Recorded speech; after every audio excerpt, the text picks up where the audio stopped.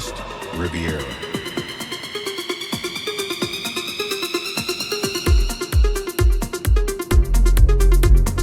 Ghost Riviera.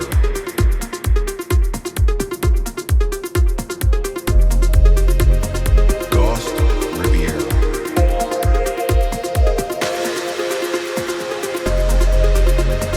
Ghost Riviera.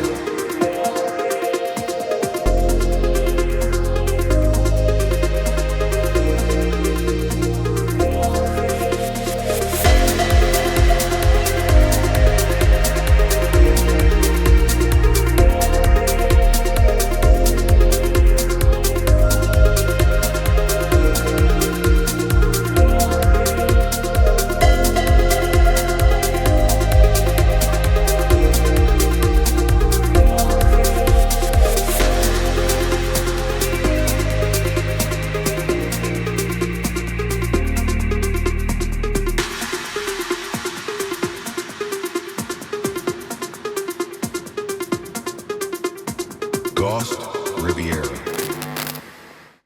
Et bonjour à tous et bienvenue du coup sur ce live, ce webinaire d'information pour parler de la formation du titre animateur e-sport. Bonjour à tous, bonjour Samcha. Hello, on va vous accompagner pendant tout le long. On est les deux formateurs référents sur cette formation, donc les deux mieux placés pour vous en parler. Exactement, donc je suis Thibaut Schall, un des formateurs référents.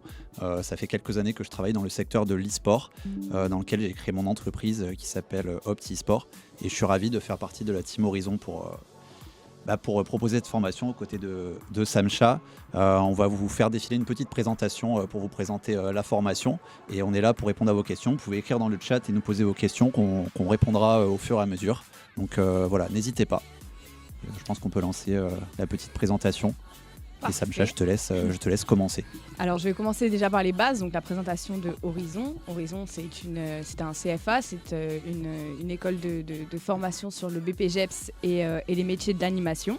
Et on a aussi donc récemment ouvert un axe sur le e-sport. Horizon a une manière bien précise d'accompagner ses étudiants, ses stagiaires, ses alternants, parce qu'on essaye de prioriser au maximum l'insertion professionnelle et donc de transmettre des compétences professionnalisantes qui vont servir dans le métier pour lequel ils sont formés, et d'être assez pédagogue et innovant, parce que on sait qu'on commence de plus en plus vite à s'ennuyer, que rester assis toute la journée dans une salle de classe, c'est plus trop ce qui convient aux générations, et donc aussi d'avoir un accompagnement personnalisé pour que les conditions de formation soient les meilleures pour chaque étudiant. Et du coup, on va vous parler d'e-sport. Alors normalement, si vous êtes présent à ce webinaire, c'est que vous êtes un minimum renseigné ou vous savez plus ou moins ce que c'est. Donc l'e-sport, c'est les compétitions de jeux vidéo, quelles qu'elles soient, sur des jeux. Ça peut être des jeux mobiles, ça peut être des jeux sur console, sur ordinateur. C'est tout ça qui définit la pratique des jeux vidéo. C'est un secteur qui est en pleine croissance. Faut savoir que les jeux vidéo, c'est la première industrie culturelle au monde et la première en France devant le cinéma et la musique réunis. Donc on ne parle pas d'un petit marché, quand on sait que certains jeux vidéo, comme vous connaissez tous, je pense, un certain GTA, qui fait beaucoup parler de lui, c'est un jeu vidéo qui coûte près de 2 milliards à produire. Donc quand on connaît un peu ces chiffres, on se rend compte de toute l'ampleur du marché des jeux vidéo. Et l'e-sport, donc, c'est une niche dans ce marché des jeux vidéo, mais une niche qui est en plein développement, dans lequel on retrouve une dizaine de métiers, d'animateurs qu'on va parler aujourd'hui, de chefs de projet, de coach, de data analyst, de chefs de projet événementiel, de responsables communication, et j'en passe et des meilleurs. Et voilà, dans le monde, ça se développe aussi énormément, c'est un secteur en pleine croissance, et on a la chance d'être dans un territoire.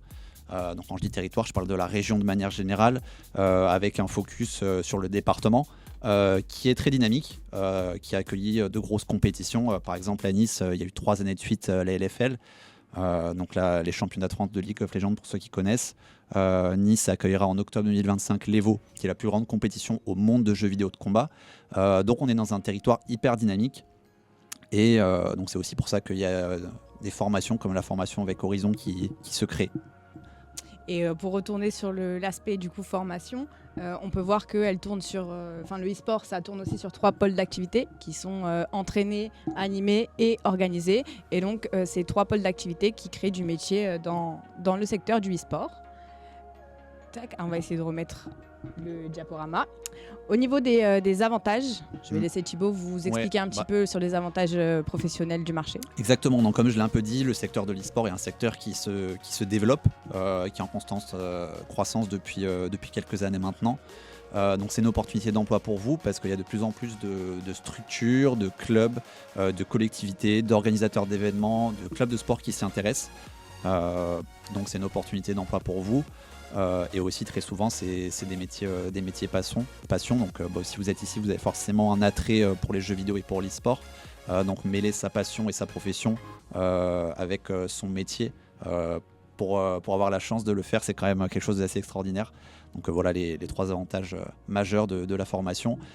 C'est aussi une opportunité de dynamiser un écosystème local qui est en plein développement et d'utiliser les jeux vidéo pas uniquement comme un loisir, mais aussi comme un outil qui permet de faire du lien social, qui permet de dynamiser les structures, les infrastructures, comme par exemple les clubs de sport. Aujourd'hui, les clubs de sport sont en perte de licenciés pour certains, pas tous. Par exemple, il y a des sports comme le tennis ou comme le foot. Après les Jeux Olympiques, il y a une grosse explosion. Je pense à la natation également. Mais c'est des clubs, dans tous les cas, qui cherchent à se diversifier, à diversifier leurs activités, leurs sources de revenus, et pour lesquels l'e-sport et les jeux vidéo peuvent être un moyen. Et le dernier point, donc, c'est l'innovation. Pour revenir sur le premier point, on utilise les jeux vidéo comme un autre outil d'innovation, pas uniquement pour la pratique, mais pour par exemple faire du lien entre les jeunes et les moins jeunes, donc l'intergénérationnel. On va utiliser le jeu vidéo pour organiser des compétitions entre parents, enfants, grands-parents. Donc c'est aussi ça le jeu vidéo, et c'est un secteur pour lequel il y a encore énormément de choses à faire, à créer, donc dans lesquels vous pouvez potentiellement créer de nombreux projets super intéressants. Et pour revenir un petit peu sur ce qui a été dit, c'est aussi un métier qui fait le pont entre plusieurs domaines, on va dire. Donc, comme tu as dit, le sport en lui-même et le e-sport et l'animation, etc. Donc, comme on fait venir aussi cette expérience du e-sport dans des domaines qui ne sont pas forcément aguerris, prévenus, qu'ils ne connaissent pas comme un joueur finalement ou un animateur, etc. Il faut savoir être pédagogue, et je pense que c'est la qualité principale qu'on doit avoir avant de se lancer dans ce type de métier, en fait, que ce soit animateur e-sport, que ce soit animateur dans la vie de tous les jours ou coach sportif. Il faut aimer la pédagogie et la transmission. C'est ça. Je pense qu'on en parlera peut-être un peu plus tout à l'heure dans les prérequis de la formation, mais c'est un point super important. Donc, comme je vous ai dit, la formation tourne autour de 3 blocs de compétences. Ces 3 blocs de compétences sont validés en fin d'année avec la mise en place de livrets, donc 3 livrets. Premier livret qui va tourner autour de la conception d'un projet d'animation de tournoi, donc dans l'organisme d'alternance, dans l'organisme de stage. L'organisation en elle-même du tournoi et la conduite d'une séance d'animation de découverte e-sportive, donc pour un public qui est non aguerri, pas pour un public qui a l'habitude de jouer. Moi, en tant que professeur référente, je vous accompagnerai sur la conception de ces livrables et pour que ce soit à la fin le plus facile possible et le plus fluide. Au niveau du programme, donc, on a 5 modules qu'on va voir tout au long de l'année. Donc on a les fondamentaux de l'animation e-sport que vous verrez en partie avec Thibaut. On a l'événementiel et l'encadrement e-sportif. Donc là, il va y avoir tout ce qui est législation, tout ce qui est planning, organisation, etc. Donc ça, on va en faire une grosse partie ensemble. Citoyenneté et responsabilité sociale dans l'e-sport. Donc comme vous êtes amené à encadrer différents publics, quels qu'ils soient, il faut aussi la transmission donc, de ces valeurs-là citoyennes et responsables et sociales auprès du groupe. Et un pilotage et suivi de projet donc, qui va avec tout le long de l'année, qui va avec la conception de vos livrables. Et puis le dernier qui va avec ce que je vous ai dit déjà en début de live, donc la performance vers l'emploi, donc la professionnalisation, pardon, et donc tout le long de l'année, vous poussez à acquérir des compétences qui sont directement nécessaires dans les emplois du e-sport. Au niveau du rythme, on est sur à peu près moitié-moitié de temps en formation et en structure avec 2 jours en centre de formation et 3 jours en structure d'accueil. Donc 3 jours dans la structure d'alternance qui vous permettra d'appliquer tout ce qu'on voit en cours directement sur le terrain en fait. Et il y a quoi de mieux pour devenir un professionnel. Au niveau des objectifs de parcours, on va attendre donc plusieurs choses de vous, bien sûr, parce que comme je vous ai dit, on attend que vous sortiez de cette formation en tant que professionnel. Donc un professionnel, c'est anticiper et gérer les imprévus lorsqu'il crée un événement. Donc ça, on le verra tous ensemble pendant tout le long de la formation. La maîtrise des outils de communication, et quand je parle de maîtrise d'outils de communication, je ne parle pas que de ceux qui vont aider à promouvoir vos événements, mais de ceux aussi que vous allez utiliser auprès des publics que vous allez encadrer. Bien sûr, encadrer et animer des découvertes e-sportives. La maîtrise et la conception de l'organisation, donc voilà, ça va avec ce que je vous ai dit au niveau de l'événementiel. Développer les compétences techniques, ça va être au niveau du jeu, au niveau du coaching, on va dire ça, en tout cas de l'encadrement, et promouvoir les valeurs de l'e-sport comme un éducateur sportif, comme toute personne qui encadre du public pour que ça se passe correctement. Au niveau des formateurs, je vais laisser mon collègue Thibaut vous les présenter et faire un petit peu le tour. Exactement. Je pense qu'on va en profiter aussi pour se présenter un peu plus avec Samcha, étant donné qu'on est les formateurs référents. Je trouve ça hyper important que vous sachiez à qui vous avez affaire. Donc dans les formateurs référents, il y a Samcha et moi, on se présentera pour terminer. Pour la partie donc, législation et droit, il y a Magali Dorado, qui est la fondatrice de Game & Rules, qui est spécialisée dans l'accompagnement juridique des structures e-sport. Ça peut être des associations, ça peut être des équipes, ça peut être des studios de jeux également. Pour la partie coaching, il y aura Alexandre Riff, qui est le fondateur de Mentaling Game, pour accompagner les joueurs professionnels ou même semi-professionnels dans la préparation mentale lors des compétitions. Je l'accompagnerai beaucoup sur cette partie. Samcha donc sur la partie communication et gestion de projet. Et moi sur l'écosystème e-sport dans sa globalité, avec un axe événementiel et encadrement. Et voilà, alors il y a d'autres formateurs qui interviendront au cours de cette formation, mais là vous avez les principaux. Et du coup, pour se présenter peut-être un peu plus précisément, donc moi je vous l'ai dit, ça fait 6 ans que je travaille dans le secteur de l'e-sport et des jeux vidéo. J'ai notamment organisé la première Coupe du Monde de simulateurs de course automobile à Monaco en 2022. Et j'ai créé le premier club e-sport du département, donc du 06, en 2025, qui est l'SBTP e-sport, situé à Nice, qui est la ville dans laquelle je vis. Et voilà, c'est un secteur qui me passionne énormément, dans lequel j'ai la chance de vivre. J'enseigne l'e-sport dans plusieurs écoles, j'encadre des jeunes qui jouent aux jeux vidéo, puisque l'été je suis moniteur e-sport en colonie de vacances. Donc j'ai aussi une expérience dans le domaine de l'encadrement. Et comme je vous l'ai dit tout au début, donc j'ai créé une entreprise qui s'appelle Opti e-sport, qui a pour objectif de développer et promouvoir l'e-sport sur la Côte d'Azur sous plusieurs axes, sensibilisation, événementiel et performance. Je détaillerai pas plus, mais voilà, je suis un passionné, c'est un secteur que je connais bien, mais je suis sûr que vous avez aussi des choses à m'apprendre. Et c'est aussi ça que je voulais dire, c'est que nous, avec Samcha et les autres formateurs, on est là pour vous transmettre un maximum de connaissances et tout ce qu'on a appris durant nos parcours. Mais vous avez aussi des choses à nous apprendre, parce que l'e-sport, c'est extrêmement large. On ne connaît pas tous les jeux, des événements. Même quand ça fait 30 ans qu'on bosse dans l'événementiel, on en apprend encore tous les jours. Donc c'est aussi ça l'objectif de la formation, c'est que nous on est là pour vous transmettre, mais on est ici beaucoup à l'écoute de nos apprenants et de vos retours sur la formation. Et Samcha, je te laisse te présenter. Donc je suis la deuxième formatrice référente, comme on a dit, sur la gestion de projet et la communication. Avant d'intervenir sur ce diplôme e-sport, j'étais commerciale chez Horizon, donc c'est vraiment une structure que je connais bien. C'est des valeurs que je connais bien et des méthodes de fonctionner que je connais très bien et avec lesquelles j'adhère à 100%. C'est pour ça qu'aujourd'hui, je suis très contente de m'impliquer dans ce projet e-sport que je trouve très fédérateur et très innovant dans cette école, dans ce groupe, parce qu'ils ont des vraies bonnes qualités de pédagogie et d'apprentissage, et on va essayer de faire perdurer ça tous ensemble. Et on va essayer aussi de construire, de réseauter ensemble, de construire un réseau pour vous qui vont être, à savoir qu'on est un des seuls diplômes Totalement. Sur la côte ou Sur la région, même. La région, ouais. Ouais. On a un des seuls diplômes sur la région qui vous donne ce type de compétences, donc vous allez être des sortes de précurseurs. C'est ça. Donc c'est très important pour nous et pour vous de pouvoir réseauter tous ensemble pour au mieux réussir les leviers qu'on aura activés en début d'année.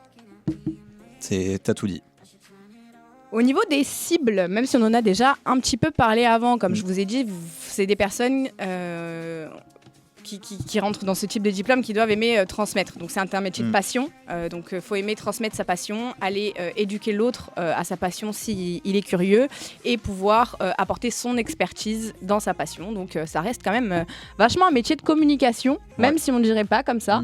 Et puis c'est pas parce qu'on a peur de communiquer qu'on n'en est pas capable. Nous, on est aussi là pour ça, pour vous pousser dans vos retranchements, pour vous augmenter vos skills finalement. Exactement. Et pour compléter donc évidemment qu'il y a une appétence pour l'e-sport à avoir. Forcément, ça va dans le titre de la formation. Donc si vous n'avez pas un minimum d'intérêt, de connaissances pour les jeux vidéo et pour l'e-sport, ça risque d'être un petit peu compliqué. Et cette notion de transmission, vous allez être formé à être animateur e-sport, donc vous allez être au contact du public, que ce soit des jeunes, des moins jeunes, tout type de public. Donc forcément, si vous avez du mal avec cet aspect transmission, j'explique aux autres, il y a une certaine pédagogie, une certaine patience à avoir. Si vous n'avez pas tout ça, ça peut risquer d'être un peu compliqué. Voilà. Alors, au niveau des infos complémentaires, donc là, c'est tout ce que vous devez savoir un petit peu en récap avant de vous inscrire pour de bon. Donc, au niveau des prérequis, il faut avoir 16 ans minimum, avoir validé les tests d'entrée qui tourneront autour de connaissances de culture générale e-sport, je crois, c'est ça. en globalité. Déposer le dossier de candidature, bien évidemment, à temps sur les dates indiquées qu'on vous transmettra, qu'on n'a pas encore. Et un intérêt pour l'encadrement du e-sport. Et il me semble, peut-être que je dis une bêtise, mais du coup, c'est pas écrit là, mais avoir aussi le casier vierge. Voilà, c'est des papiers qu'on vous demande pendant le dossier de candidature. Au niveau des débouchés et des opportunités, vous pouvez, je vais laisser Thibaut compléter, mais vous pouvez déjà aller, comme je vous ai dit, c'est un pont entre plusieurs mondes.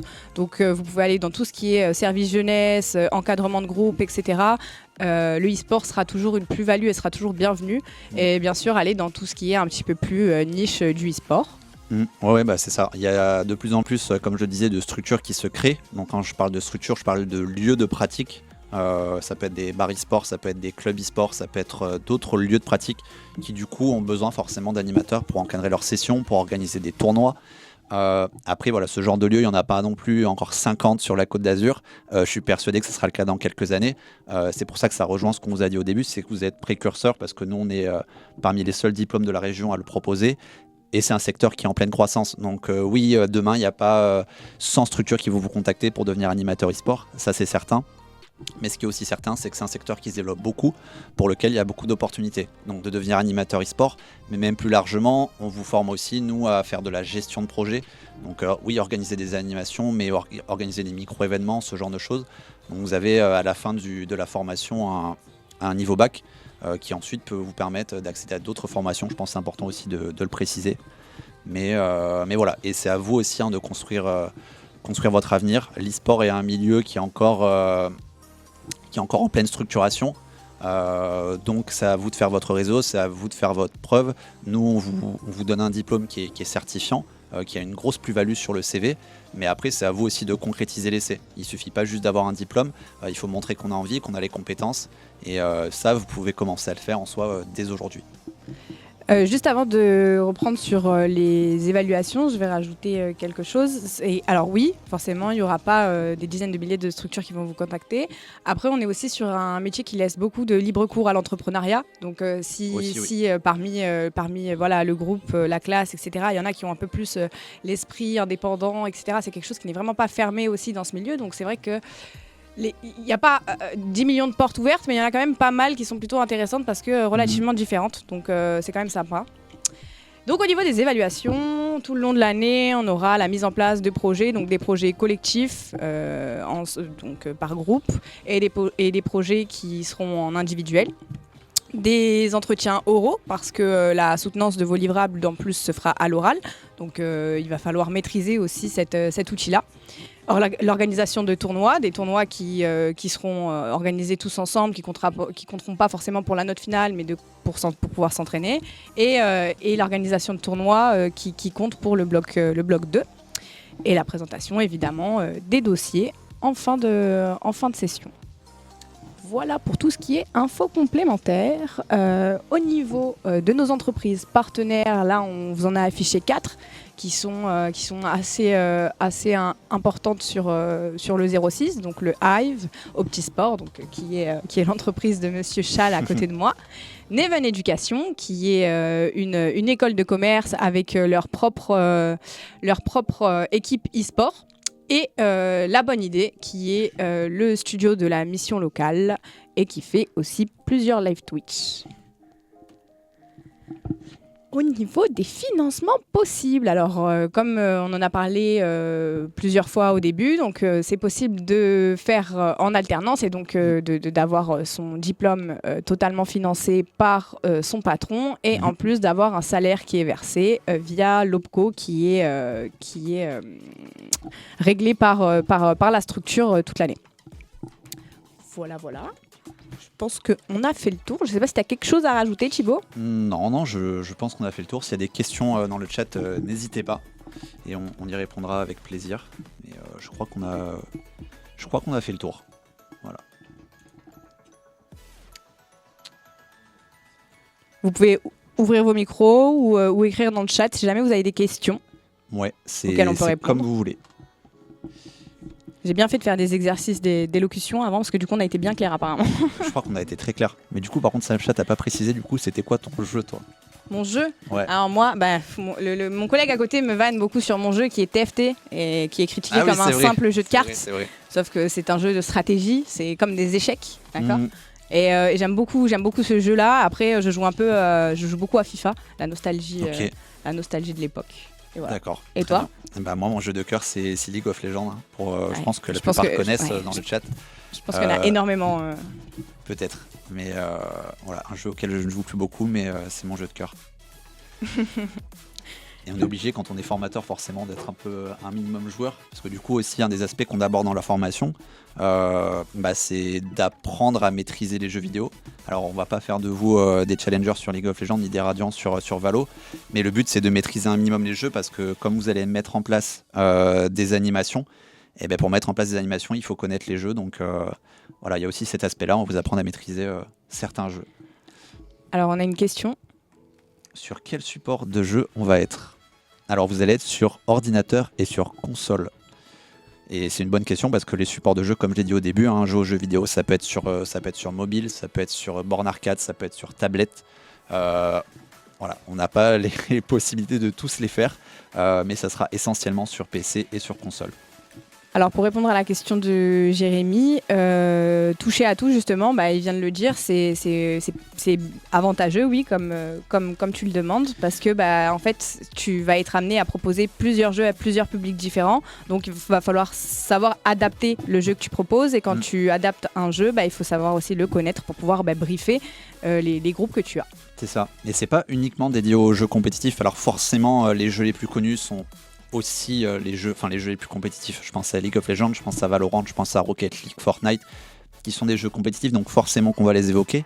Mais il y a aussi des jeux peut-être moins connus, mais qui sont hyper pertinents pour des animations et qu'on va aussi aborder, même si on va pas tous les aborder, parce que des jeux, il y en a des dizaines de milliers. Mais il y en a certains que je peux donner en tête, par exemple Minecraft, qui n'est pas forcément un jeu a priori très compétitif, mais qui est hyper intéressant pour créer du contenu, des animations. Donc on va aussi aborder ce type de jeu. Et du coup, donc Smash Bros Ultimate, voilà. Bon, par exemple, c'est un jeu console, et c'est un jeu qui a une particularité. Si tu y joues, tu connais très bien, pour lequel il est difficile d'organiser des compétitions online. Donc ça veut dire que la plupart des compétitions se déroulent en présentiel avec les joueurs qui amènent leur console. C'est quelque chose qui est ancré dans la communauté. Mais voilà, c'est le genre de particularité qu'il faut savoir quand on veut organiser une compétition sur un jeu. Tel jeu, il y a besoin d'avoir beaucoup de connexions internet. Tel jeu, ça va. Tel jeu, il faut qu'on soit tous connectés en réseau. C'est ce genre de choses aussi qu'on va évoquer au cours de la formation. Est-ce qu'il y a d'autres questions?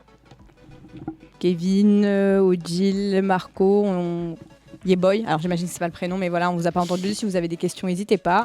On a déjà fait Hive. Bah oui, le Hive, je sais qu'ils font pas mal de compétitions sur SSBU pour le coup.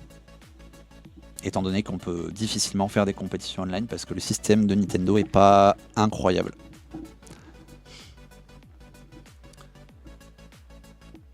Il n'y a pas de questions, peut-être ça veut dire qu'on a été extrêmement clair.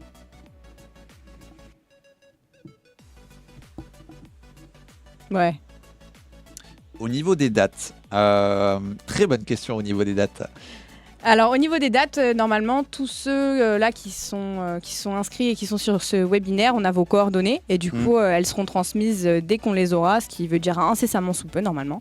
Donc voilà, regardez un petit peu votre boîte mail, on arrive dans pas très longtemps. C'est ça. On n'a pas les dates précises mais ça arrive bientôt.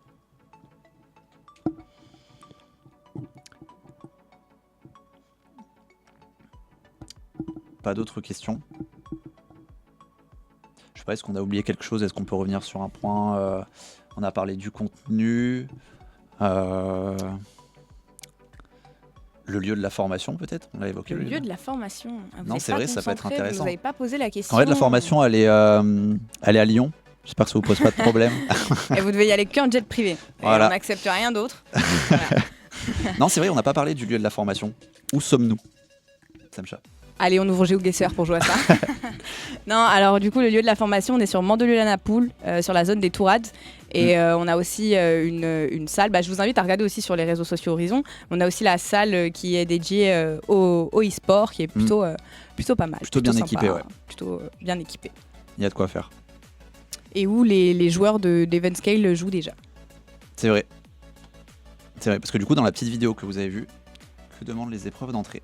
Alors, les épreuves d'entrée, donc il y a un test de culture générale autour des connaissances de l'e-sport et des jeux vidéo pour, entre guillemets, on va dire valider que vous avez un attrait pour ce milieu et que vous connaissez un minimum. Un entretien de motivation, forcément. Et je crois que c'est tout. Je crois que c'est déjà pas mal. Voilà, et bien sûr, remplir les prérequis qu'on a évoqués auparavant. Mais après, les épreuves d'entrée, c'est ce questionnaire, QCM et entretien motivationnel. Voilà. Mais du coup, je pense qu'on a fait le tour. On a parlé du lieu, on a parlé de la formation. Sur place, j'imagine.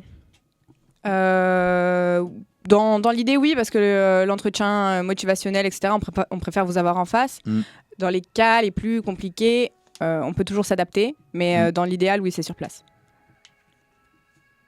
Et en plus, si tu fais des compétitions au Hive, t'es pas très loin. C'est vrai, bien dit ça.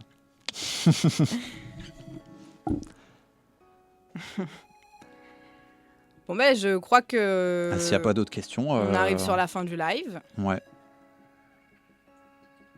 On vous remercie tous. Et puis, comme je vous ai dit, vous recevrez tout le reste des informations par mail sur les dates d'entrée et puis sûrement là où télécharger le dossier de candidature.